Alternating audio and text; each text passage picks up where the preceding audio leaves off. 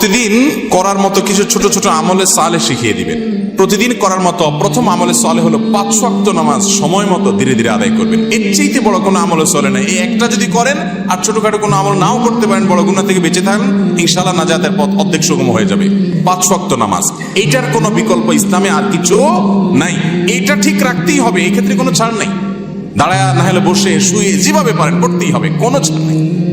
অতএব 1 নম্বর আমল হলো 5 ওয়াক্ত নামাজ পড়বেন। 2 নম্বর হলো সকল বড় বড় মোটা মোটা গুনাহগুলা থেকে বেঁচে থাকবেন। চোখের গুনাহ, হারাম জিনিস দেখা, হারাম জিনিস শোনা, গালমন্দ করা, মানুষের হক মারা, হারাম খাওয়া, এই বড় বড় গুনাহগুলো থেকে বেঁচে থাকবেন। নাম্বার 3, নবী করিম সাল্লাল্লাহু আলাইহি ওয়াসাল্লামের প্রতি বেশি বেশি দুরূদ পাঠ করবেন। আল্লাহুম্মা সাল্লি আলা মুহাম্মাদ ওয়া আলা আলি মুহাম্মাদ, শুধু সাল্লাল্লাহু আলাইহি ওয়াসাল্লাম, দুরূদ ইব্রাহিম যত বেশি পারেন দিনে 10 বার 20 বার পাঠ করবেন।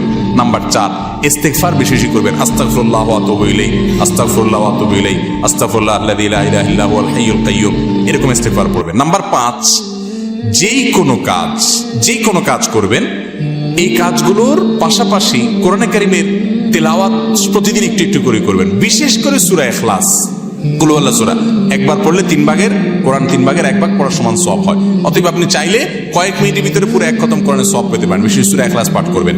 6 নম্বর হলো যত জিকির আছে কোরআন হাদিসে বর্ণিত, এই জিকিরগুলো বেশি বেশি করে পাঠ করবেন। যেমন সুবহানাল্লাহ ওয়া বিহামদিহি সুবহানাল্লাহিল আযীম, তারপর লা হাওলা ওয়ালা কুওয়াতা ইল্লা বিল্লাহ, এটাকে জান্নাতের ভান্ডার বলা হয়েছে। তারপর আপনার দুরূদ ইব্রাহিমের পাশাপাশি অন্যান্য সাধারণ দরুদ তো পড়বেনই। যত জিকির আছে এর মধ্যে একটা জিকির আছে ইয়া জাল জালালি ওয়াল ইকরাম, বেশি বেশি করে। তাহলে ইয়া জাল জালালি ওয়াল ইকরাম, সুবহানাল্লাহ ওয়া বিহামদিহি সুবহানাল্লাহিল আযীম এবং লা হাওলা ওয়ালা কুওয়াতা ইল্লা বিল্লাহ, স্পেশালি এই 3টা বেশি বেশি জিকির পাঠ করবেন। কোন মুসলমানকে জাহান্নামে দেওয়ার পর কখনো কি তাকে জান্নাতে দেওয়া হবে? খুব গুরুত্বপূর্ণ একটা প্রশ্ন। একটু আগে যে গোষ্ঠীর কথা বলছিলাম, যারা আমাদের নবীজির হাদিসকে অস্বীকার করে, তারা শুধু কোরআন দিয়ে চলতে চায়। শুধু কোরআনে এত ইনিশিয়েট দেওয়া আছে যে এটা দিয়ে সে চলতে পারবে না। শুধু কোরআন যদি দিয়ে চলতে চায়, কোরআন তারা আমাদের নবী থেকেই পাইছে, এখন নবীর কোরআনটা মানবে, হাদিসটা মানবে না।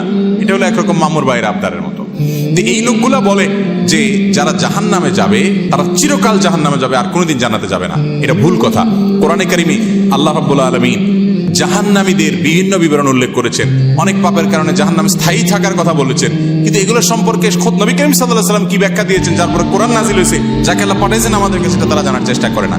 বুখারী সহ বিভিন্ন হাদিসের কিতাবে বর্ণিত হয়েছে সন্দেহাতীতভাবে যে নবী করিম সাল্লাল্লাহু আলাইহি ওয়াসাল্লাম জাহান্নাম থেকে সর্বশেষ উদ্ধার হওয়া ব্যক্তি কিভাবে উদ্ধার করা হবে সে বিবরণ দিয়েছেন।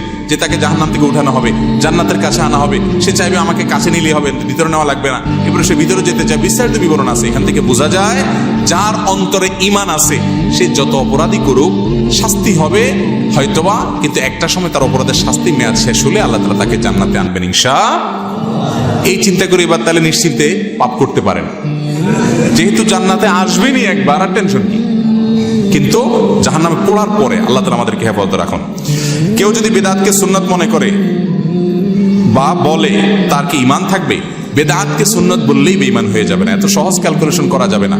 একটা আমলকে একজন বেদাত বলছে, আরেকজন বলছে না এটা, আপনি বলছেন বেদাত, আমি বলছি না বা দাঁত, এটা দাঁত আছে। কেউ দাঁত পাইছে, কেউ দাঁত পায় নাই, অর্থাৎ কেউ সুন্নাত মনে করতেছে, কেউ বেদাত পাইছে।